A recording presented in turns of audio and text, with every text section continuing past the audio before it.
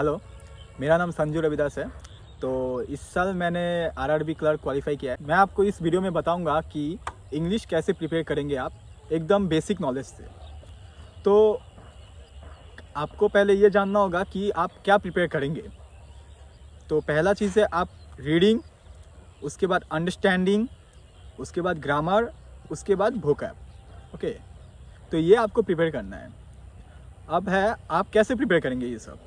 तो सबसे पहला जो मेन चीज़ है ना बैंकिंग में, वो है रीडिंग। रीडिंग से आपका सिर्फ इंग्लिश नहीं, मैथ्स का क्वेश्चन पढ़ने का भी, रीड करने का वो इम्प्रूव होगा। रीजनिंग में भी रीड करने का मतलब चीज़ आपका इम्प्रूव होगा। तो रीडिंग आप कैसे करेंगे। अगर आपका इंग्लिश बहुत ही वीक है तो आप बेसिक से स्टार्ट करना चाहते हैं तो किसी क्लास का बुक्स लीजिए, 6-7 का बुक्स उठाइए इंग्लिश का और उससे रीड करना स्टार्ट कीजिए। अगर आपको वो भी समझ में नहीं आ रहा है तो और लो लेवल का क्लास का बुक्स उठाइए और उससे पढ़ना स्टार्ट कीजिए।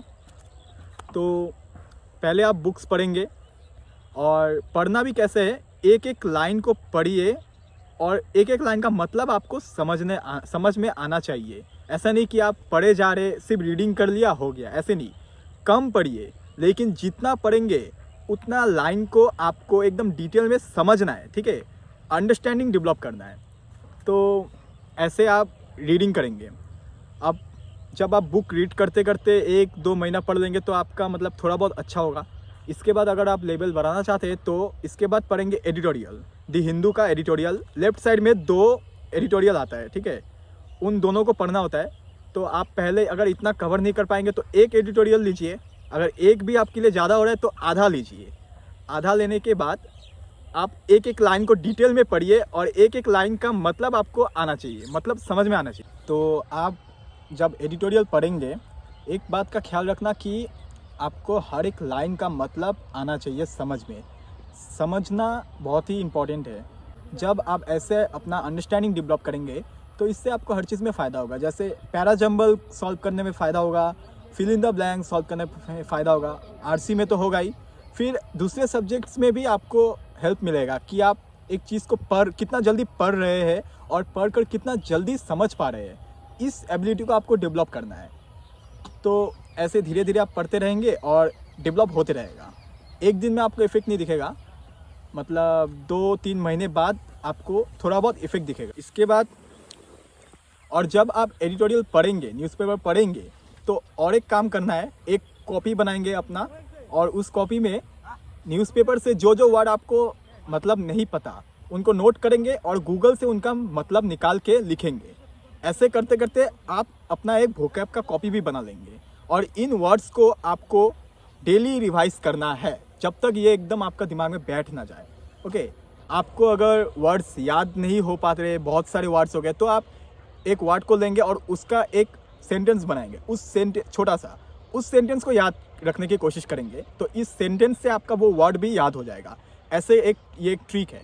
तो ऐसे आप बहुत वर्ड्स पढ़ पाएंगे। इस तरह करते करते आपका एक वोकैब का एक अपना कॉपी बन जाएगा।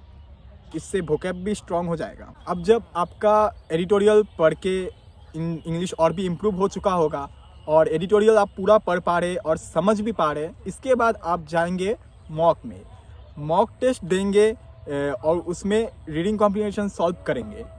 और इस तरह से मतलब आपका इंग्लिश और इम्प्रूव होगा मॉक दे देकर। फिर मॉक को एनालाइज करेंगे कि इंग्लिश में कौन सा जगह आपको प्रॉब्लम आ रहा है, उस चीज़ को ढूंढेंगे, फिर उसको डेवलप करेंगे, उस चीज़ को फिर इम्प्रूव करेंगे। इसके बाद आता है ग्रामर पोर्शन। तो ग्रामर के लिए ज़्यादा कुछ नहीं करना है। निमिषा बंसल मैम जो है उनको आप फॉलो करेंगे। यूट्यूब से पहले उनका फ्री क्लासेस देख लीजिए कैसा लगता है, उसके बाद आप पेड कोर्स भी खरीद सकते हैं उनके। तो ग्रामर निमिषा मैम का 120 रूल्स है, उतना आप कंप्लीट कर लीजिए, इनफ है। उसी को बार बार रिवाइज कीजिए, इससे आपका ग्रामर स्ट्रांग हो जाएगा। ओके, तो ग्रामर में मेनली क्वेश्चंस आते हैं noun, pronoun, verb, adjective, adverb और टेंस। इन्हीं को घुमा फिरा के क्वेश्चंस बनाता है। इतना आपका एकदम स्ट्रांग बनाना है, मैम को फॉलो कीजिए, हो जाएगा। और इसके बाद वोकैब पोर्शन।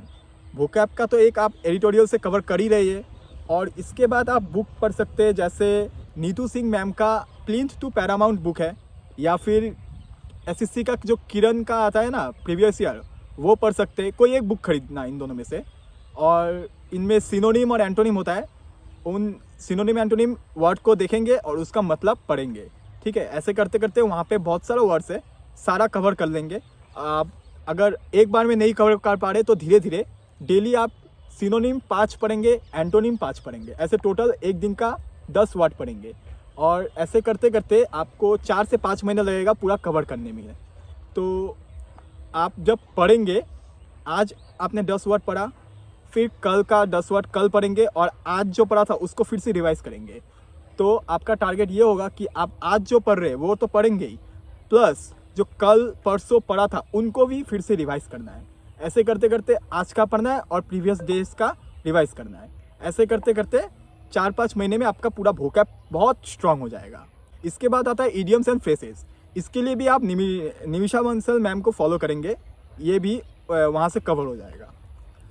तो ये था इंग्लिश कैसे आप प्रिपेयर करेंगे एकदम ज़ीरो से। मैंने भी ऐसे ही प्रिपेयर किया था। पहले मैं इंग्लिश में बहुत वीक था, लेकिन ऐसे करते करते 5 महीना 6 महीना इम्प्रूव आया, फिर 1 साल, फिर 2 साल करते गया, रुका नहीं।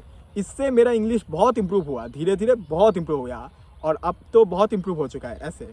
तो इसी चीज़ को आपको फॉलो करना है। रूटीन बनाइए, लेकिन रूटीन को तोड़ना नहीं, धीरे धीरे जाना, और हर दिन अपने टारगेट्स को अचीव करते रहना। और जब आप 1-2 साल बाद इसी चीज़ को करते करते देखेंगे ना, तो आपका इंग्लिश बहुत इम्प्रूव हो चुका होगा।